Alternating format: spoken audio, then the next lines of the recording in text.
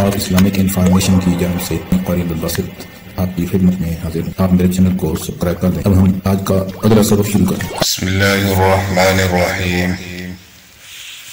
قال النبی صلی اللہ علیہ وسلم من صام رمضان ایمانا واحتسابا غفر له ما تقدم من ذنبه وما تأخر او كما قال علیہ الصلاة والسلام۔ اللہ کے پیغمبر صلی اللہ علیہ وسلم نے فرمایا من صام رمضان ایمانا واحتسابا، جس نے ایمان اور احتساب کی حالت میں رمضان المبارک کے روزے رکھے، غفر له ما تقدم من ذنبه وما تأخر، اس کے اگلے اور پچھلے سارے گناہ معاف ہو جاتے ہیں۔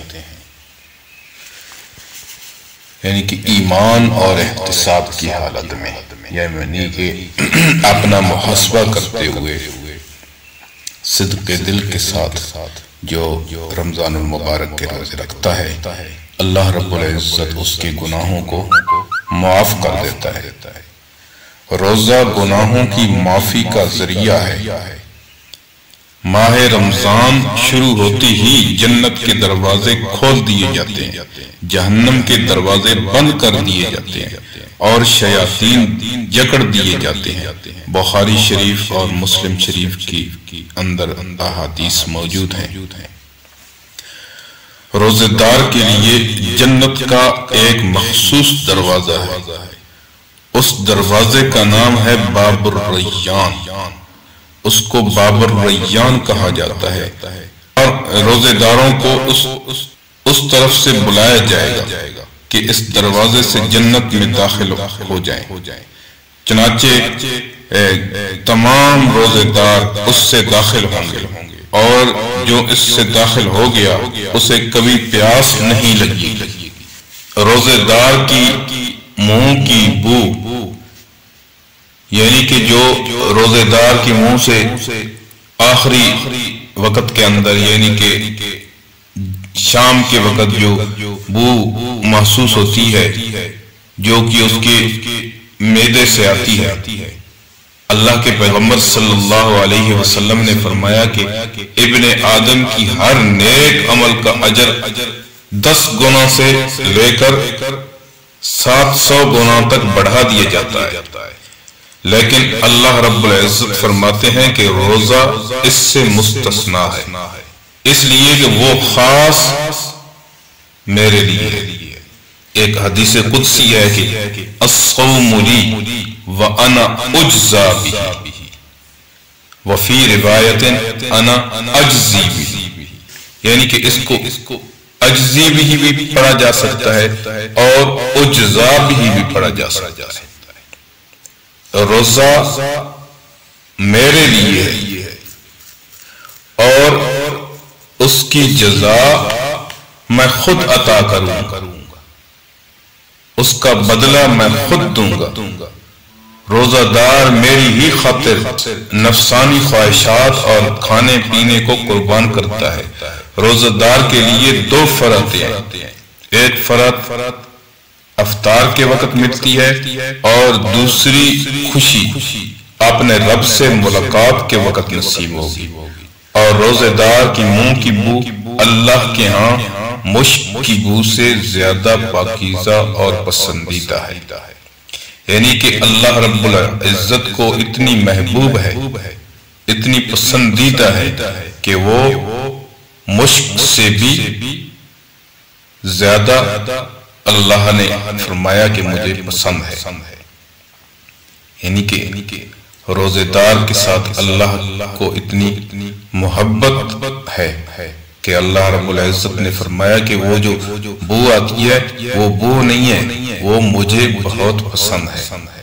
جو شخص قصدن یعنی جان بوجھ کر بلا کسی شرعی عذر کے ایک دن بھی رمضان کا روزہ افطار کر دے، یعنی کہ روزہ توڑ دے، غیر رمضان میں چاہے عمر بھر روزے رکھے، یعنی لگاتار وہ عمر بھر روزے رکھتا رہے تو اس ایک روزے کا بدل نہیں ہو سکتا۔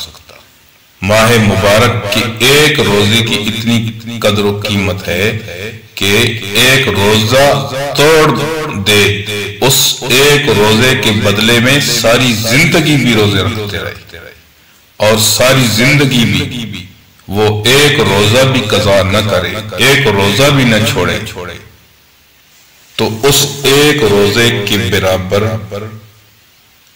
اور اس کے بدل کو نہیں پہنچ سکتا۔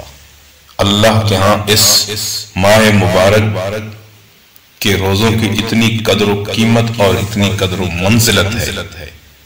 ان روزوں کی جتنے فضائل بیان ہو چکے ہیں، ان کے حصول کے لیے لازمی شرط یہ ہے کہ روزہ ہر قسم کے منکرات سے اور معاصی اور بدعات سے اجتناب کے ساتھ رکھا جائے۔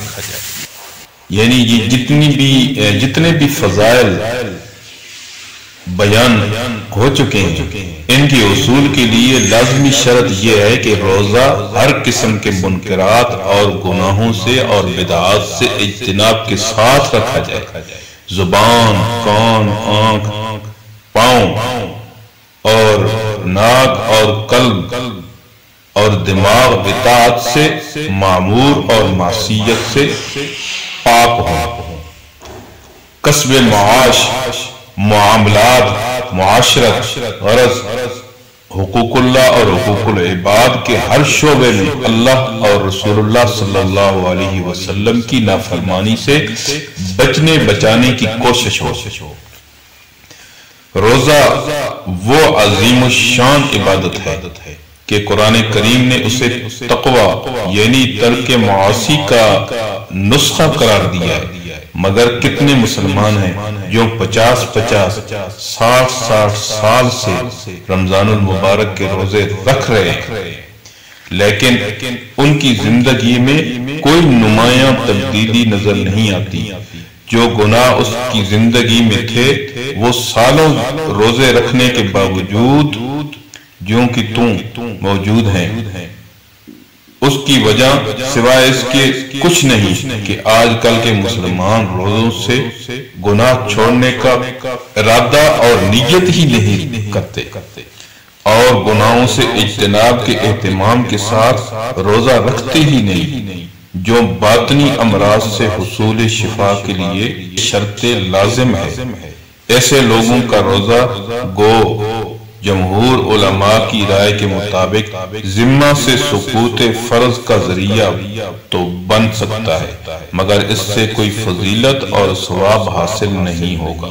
حضور صلی اللہ علیہ وسلم نے فرمایا کہ جو شخص روزہ رکھ کر بھی جھوٹے کرداروں کی گفتار سے باز نہ آئے تو اللہ رب العزت کو اس کی بھوکا اور پیاسا رہنے سے کوئی غرض نہیں۔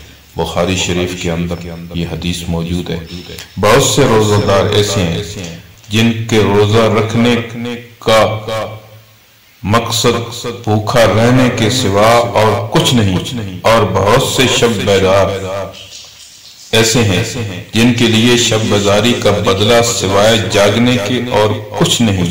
ابن ماجہ کے دور حاضر میں عموماً فضائل کے بیان پر خوب زور دیا جاتا ہے، فضائل کے اصول کے موانع اور وعیدوں کا ذکر بہت کم کیا جاتا ہے، جس سے عوام کا نظریہ بن جاتا ہے کہ خوب گناہ کیے جاؤ، روزوں سے، لیلۃ القدر سے یا فلاں عمل صالح سے سب اگلے پچھلے گناہ معاف ہو جائیں گے۔ اس بارے میں یہ حقیقت اچھی طرح ذہن نشین کر لینی چاہیے کہ جن روایات میں رمضان کے روزوں، شب قدر کی عبادات یا کسی بھی عمل صالح سے گناہوں کی معافی کا ذکر ہے، اس سے مراد صغیرہ گناہوں کی معافی ہے۔